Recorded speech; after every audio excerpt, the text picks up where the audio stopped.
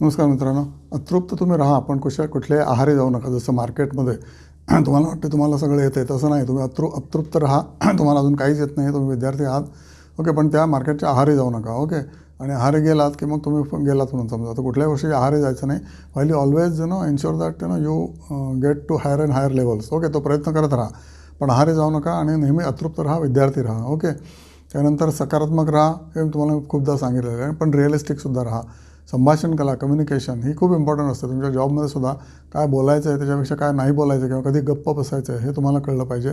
त्यामुळे तुम्ही जर जॉब करत असाल तर ऑब्व्हियसली तुम्ही कम्युनिकेशन स्किल्स जे मराठी किंवा इंग्रजी किंवा हिंदी कुठल्या तरी लँग्वेजमध्ये तुम्हाला प्रचंड उत्तम कम्युनिकेशन स्किल्स यायलाच पाहिजे. मी जेव्हा जॉबमध्ये होतो तेव्हा मला सुद्धा असं सांगण्यात आलं की तुझं writing communication skill is good, but written communication verbal communication needs improvement. तर तेव्हा मी त्याला म्हटलं, अरे कसं काय, मी जे बोलतो आहे ते ऑब्व्हियसली सगळं व्यवस्थितच बोलतो आहे. पण तो म्हटला, नाही असं नाही. माझा बॉस म्हटला की कशावर जोर द्यायचा, कशावर नाही द्यायचा, काय बोलायचं काय नाही बोलायचं, ओके. स्पेलिंग मिस्टेक्सबद्दल बोलत नाही, पण संभाषण कला आहे totally different ball game all together. तर ही संभाषण कला तुम्ही शिकून घ्या. तुम्हाला त्याचा तुमच्या प्रमोशनमध्ये किंवा तुमच्या इन्क्रिमेंटमध्ये प्रचंड फायदा होईल. तुमच्या ज्या मीटिंग्स होतात बॉसबरोबर किंवा तुमच्या कलिग्सबरोबर, you must know how to communicate to the point.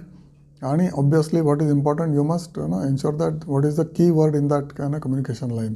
ते तुम्ही शिकून घ्या. हे बेसिकली याचे भरपूर कोर्सेस अवेलेबल असतात. तुम्हाला कंपनी पण पाठवत असेल कारण कम्युनिकेशन स्किल्स शिकायला, okay. It's not only writing email और रायटिंग लेटर और writing in essay, but it is about गोषवारा. तुम्हाला जे सांगायचं आहे तो कसा हिट करायचा कस्टमरशी किंवा आपल्या कलिगशी किंवा आपल्या बॉसेसशी किंवा आपल्या ज्युनियर लोकांशी, ओके. हे सगळं त्या संभाषण कलेतून तुम्हाला कळतं. त्यामुळे जेवढं सायन्स इम्पॉर्टंट आहे तेवढ्या कलासुद्धा इम्पॉर्टंट आहेत. आणि त्याच्यामध्येच एक कला आहे ते संभाषण कला. अजून एक कला आहे ती making a drama, okay. Drama is very important in life, right. घरीसुद्धा आपण लहान मुलांना तर खूप कळतं. लहान मुलं खूप पटकन ड्रामा तयार करतात आणि मग आपल्याला ते काय म्हणतात ॲग्री करायला लावतात त्यांना जे पाहिजे ते. आपण सुद्धा ऑफिसमध्ये ड्रामा करायला शिकलं पाहिजे. आपल्याकडे जर संस्कार असे नसतील की नाही उगीचच्या उगीच नाटकं करून येतो, काही वेळेला नाटकं करायला लागतात ऑफिसमध्ये किंवा घरामध्ये, which is good for you and your family, okay. Good for you and your office, good for you and your boss.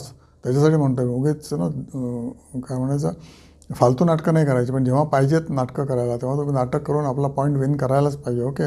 It is very difficult to win the argument some point of time. So that time you can use this art of making a drama, okay. Indirectly without knowing that other person is knowing that you are making a drama. ते खूप important आहे. आणि obviously third thing is about argument, okay. तुम्ही lawyer जरी नसलात, engineer असलात किंवा दुसरे कोणी असलात तरी तुम्हाला आर्ग्युमेंट हे करताच यायला पाहिजे. आर्ग्युमेंट कसं करायचं आहे संभाषण कलेतनं तुम्ही शिकू शकता. बघा